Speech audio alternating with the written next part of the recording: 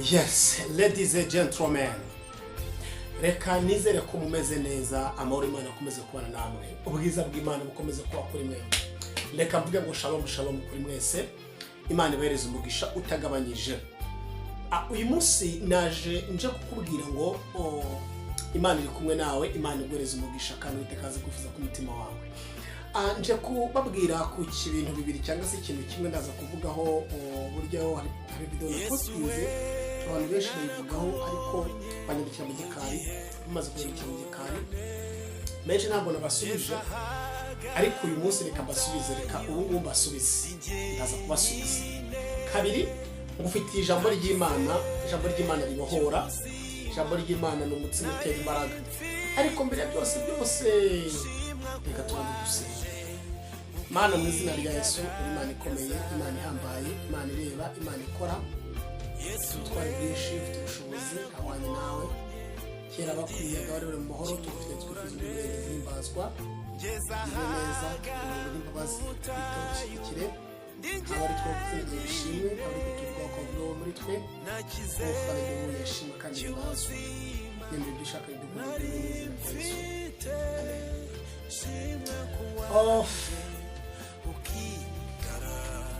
Nakoze video wenda ni kuyo mpera mvuga gatoya, nakoze video maze kuyikora, noneho shiraho ndavuga ariko mutagushigikiye nyuma kaza kuyamagazwa, ubundi bimeze bite. Ubundi muri rusange umuntu agira inshuti akagira n'abafana. Umufana ni ugufana mu bintu byose urimo ariko akaba atagira atagushyigikira. Bikore ariko akaba atagira atagushyigikira. Rero niba uri inshuti yanjye nanga se tuziranye ukaba utanshyigikira, ntabwo uri inshuti yanjye. Inshuti yawe gushyigikira muri byose, muzongera kumbeshya ntabwo uri inshuti yanjye, kandi nanjye niba ntagushyigikira si inshuti yawe. Ariko njyewe mwese muri inshuti zanjye, umuntu wese wambwira kumushyigikira namushyigikira pe. Njyewe umuntu wese wambwira kumushyigikira ntitaye ku kintu cyose, ku bushobozi bwose, ku mbaraga zose, ku mwanya wose, I'm ready to support him. I'm very ready to support him.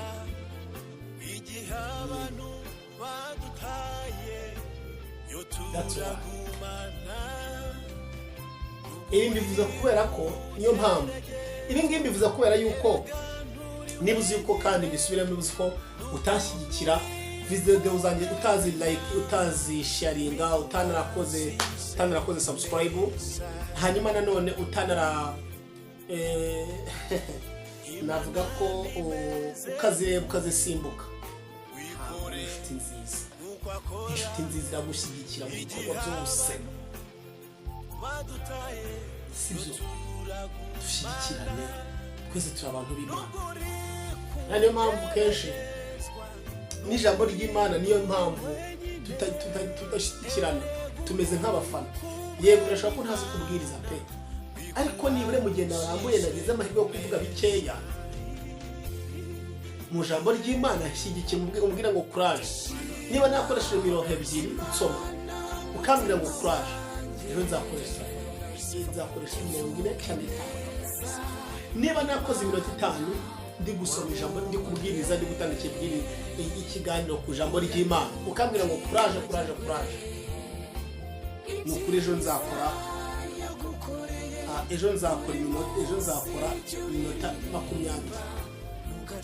Ariko iyo mbikoze kanshi ukambwira ati ntabura no kugira gute, nuko message iba yatambutse, ariko inshuti yanjye njye ntabwo aragatwiko pe. Ndashaka kugira ngo tumenye dusobanurire urwego Mwuka Wera arashaka iki, njye n'iki nakora.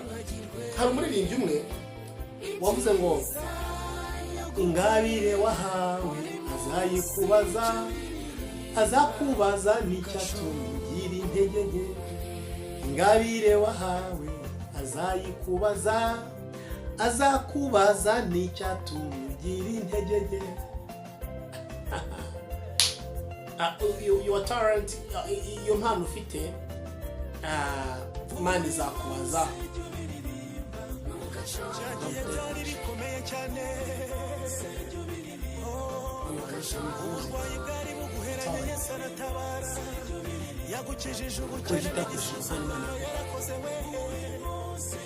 Imana izabikubaza, uzi kubwiriza, uzi kuririmba, uzi guhanura, ariko ntabwo wabikoresheje uko bikwiriye. Imana izakubaza nizo yatumye utabikora. God will ask you, impamvu utakoresheje iyo mpano Imana yaguhaye. Rero nshyigikira, nzamura mu by'umwuka, nanjye nkuzamure. Niba ntazi kuririmba, ngerageza mu kubwiriza. Niba ngerageza mu kubwiriza, nshyigikira. Niba uririmba mu kuririmba utazi kubwiriza ariko uzi kuririmba, ndagushyigikira. Ni ugufashanya, nta muntu wigira. Niyo waba uzi kubwiriza ute, nta bantu urabwiriza, byose ni zero. Niyo mpamvu niyo umuntu utazi kubwiriza nawe biba byiza ko nawe yaba umumaro kuri wowe, akagutega amatwi kubyumva neza. Bani kumpera umugisha utagabanije. Njye ndimo ndababwira, wenda njya mvuga ngo birakwiriye ko dushyigikirana nk'abantu b'Imana. Mu mategeko Imana yatanze, yageze ku itegeko ry'urukundo, irangije yashinga gati, irangije irashimangira. Imana ibamugisha. Uyu munsi byari bitameze neza, ariko ejo bikagenda neza. Uyu munsi waba urukurira, ejo ukaba urimo guseka.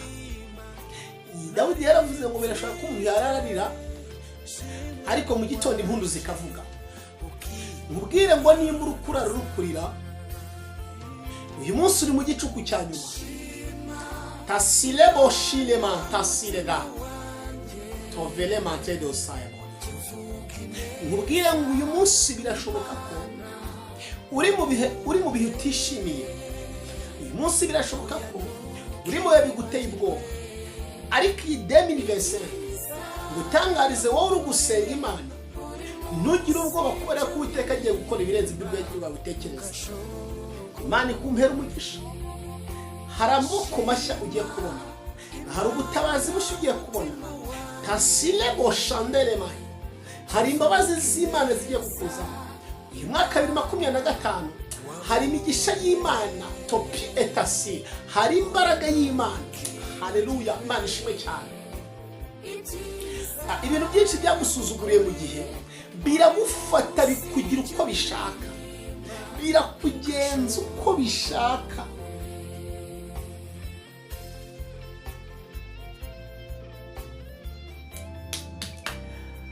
Ariko amaboko y'Imana agiye gukora ibikomeye. Haleluya. Uyu munsi abantu bakwitega icyo batazi kuzava muri icyo gihe kuvamo mu izina rya Yesu. Avuka wongere waguke. Imana ihimbaza. Njyewe sinzi, ako munyemere mvuga iki kintu. Imana ni yacu twese. Birambwa ngo itimanya umwana wayo, izaburite no kumuduha, ikaduha umwana. Itimanya umwana wayo, izaburite kumuduhana n'ibindi byose byiyongereyeho. N'ibitarimanya umwana wayo nga agapfa, agasuzugurwa gatukwa, Imana izakwimikira. Ni cyo kintu Imana izakwimikira. Imana ni kizakwimikira ntacyo. Imana izaguhereza kugura. Si ele montabele shalaba, uri umutsinzi, uzabyara, uzaheka nk'abandi bose. Yego no bahimbye izina, bakwita izina bashaka, kubera kuri mu gihe kitakwemerera kwiyambura izina, nawe urabizemera, ariko ngo utumweho n'ijambo rivuga ngo iryo zina bakwise. Nyiringabo uhindura amazina, yageze kwa Hana ahindura izina, agira kwa Yayira arabihindura, agira kwa Isaka arabihindura. Tasile boshile manima, Imana ishimwe. Agera kuri Saduraka Meshaki n'Abedenego bahindurira izina nabo ubwabo, arangije abihindura neza. Ageze kwa Yakobo amuhindurira izina. Nshuti yanjye, nawe Yesu agiye kuguhindurira izina. Abantu bagiye gutanga tasile bosh elema, abantu bagiye gutangara. Imana ihimazwe. Umva iri jambo rero, nzaba niryo nsobanura reka kuva 12.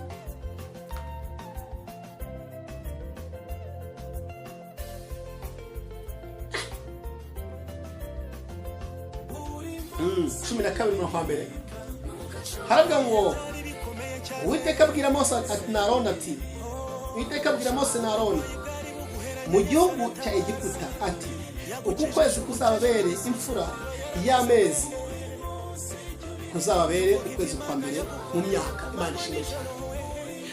Nguhanuriye ubuhanuzi bwo ku kwezi kwa mbere, lasi elebo, Uhoraho uwera untumye ubuhanuzi bwo mu kwezi kwa mbere, no mu kwezi kwa kabiri nihagira kangirira imbabazi, akambi byo kuvuga nzavuga ubuhanuzi bwawe. Ariko mbatangarize mu kwezi, wowe wihanganye niyo Imana ikuvugana nawe, wowe wihanganye izina bakwisi, wowe watutswe ugatuka ukihangana, ubwira ukwezi kujya kuzakubera ukwezi kw'imfura. Lasi elebonima, ubwire ngo ishuri wigaga rirarangiye, urangiza amashuri ni urirangije ku buzima bwawe. Ufite uburwayi bwanze gukira, warivuje biranga, ariko ku kwezi kujya gukora ukwezi kw'imfura hari bigiye gutungana. Ndaza gufata n'umwanya masengere, mwe mufite kwizera kwezi kwa mbere muraza gukira. Lasi elebonima tavi letre do sabone, ndagutangariza amagambo, ndagutonyera mu maso y'Imana. Uku kwezi kukubera ukwezi kw'imfura, uku kwezi kukubera ukwezi k'umugisha, uku kwezi kukubera ukwezi kw'amahoro, ukwezi kukubera ukwezi k'umutekano, ukwezi kukubera ukwezi kw'inyungu ndetse no gusenga. Uku kwezi kuzakubera ukwezi kwiza, kuzaruta yandi mezi yose waciyemo. Haleluya, Imana ishimwe cyane. Nshuti yanjye, ntugire ubwoba bw'ibihe. Uwiteka yabwiye Mose na Aroni, uyu munsi ni urukuribwa dear friend, ni urukubwirwa, don't worry, ntugire ikibazo, ni urukubwirwa. Imana ishimwe. Kwezi kugiye gukora ukwezi kw'imfura. Fata aho urwaye, fata ahantu hose urwaye, ndagusengera mu izina rya Yesu Kristo wa Nazareti. Kubwo kwizera, fata ahantu urwaye hose, ndagusengera mu izina rya Yesu. Ijambo rimwe ngo nimwagira kwizera kungana n'akabuto ka sinapi, muzabwira umusozi ukurwaho utabwe mu nyanja kandi bizashoboka. La silebo shilema tasilebonima, utangarize ngo humura, ubwire ngo komera. Fata ahantu urwaye, waba utabyara, waba urwaye imitsi, waba urwaye mu nda, waba urwaye umutwe udakira, waba urwaye uburwayi bwose butandukanye, utangarize ngo uri uwo gukira kandi uri umutsinzi. Hari impamvu Imana yagusigaje, hari impamvu ugihumeka, hari impamvu ukiriho. Yesu niyo mpamvu aje kurwanirira, Yesu niyo mpamvu aje kuzana intsinzi mu rugo iwawe, Yesu niyo mpamvu azanye intsinzi ku buzima bwawe. Alishile bashile basadra. Imana nihimbazwe cyane. Nshuti yanjye, nshuti z'umusaraba, mureke twizere Imana kuruta kwizera abantu. Mureke twizere Imana kuruta kwizera abana b'abantu. Uwiteka ari hano kandi arashoboye. Haleluya. Fata urwaye ngusengere, fata urwaye vuba. Mwami we, uyu muntu urwaye mu nda, uyu muntu urwara mu nda, umukize burundu. Uyu muntu wishimagura mu myanya y'ibanga, Mana umukize burundu mu izina rya Yesu. Uyu muntu gutwita byaranze kandi ashaka gutwita byaranze, umuhereze kubyara mu izina rya Yesu. Kwezi kwa mbere kumera ukwezi kw'imfura, kwezi kwa mbere ariho bamutereramo inda, kwezi kwa mbere kw'ukwezi kumugisha. Imana ishimwe. iyo umuntu yashatse akazi arakabura mana, iyo umuntu umuhereza akazi mu izina rya Yesu, iyo umuntu arwaye uburwayi budasobanutse afite icyangiro, iyo umuntu umuhereza igikundiro kandi n'uburwayi umuntu ufite uburwayi budasobanutse uyu muntu umukize. Kwezi kumugisha nshuti yanjye, yego warashatse ariko mu rugo ntabwo bimeze neza, ukwezi gukora kwezi kumugisha bigende neza mu izina rya Yesu. La si element tasha la balasida mani hibazo. Kubaho ni Yesu Kristo, no gukira ni Yesu Kristo. Kirira muri Yesu Kristo mu izina rya Yesu. Bo burwayi ukire muri Yesu, ayo madeni yishyirwa muri Yesu, iyo mitsi yawe ikiriye muri Yesu Kristo. Minervari yabuze ibonekere kubera Yesu Kristo yabyemeye, mukazi bakuzamure mu ntera kuko Kristo yabyemeye. Imana nishimye cyane, Imana ibaho umugisha. Usengere, umeze gusengera. Mana mu izina rya Yesu rero urakiranuka, ufite ubutware n'ubushobozi bihagije. Hereza umugisha buri wese wateze amatwi iki kiganiro, kiza abantu bose bagize kwizera, buri wese naho arwaye. Tasile boshile mantasalada, uraruta umuti abaganga batanga, uraruta byose mwana. Bagirire neza, bakomereza amaboko mu rusange, abo bose barwaye bakire, baremere bose baruhuke. Urakoze koranye natwe, urakoze kwa natwe mu izina rya Yesu. Amen.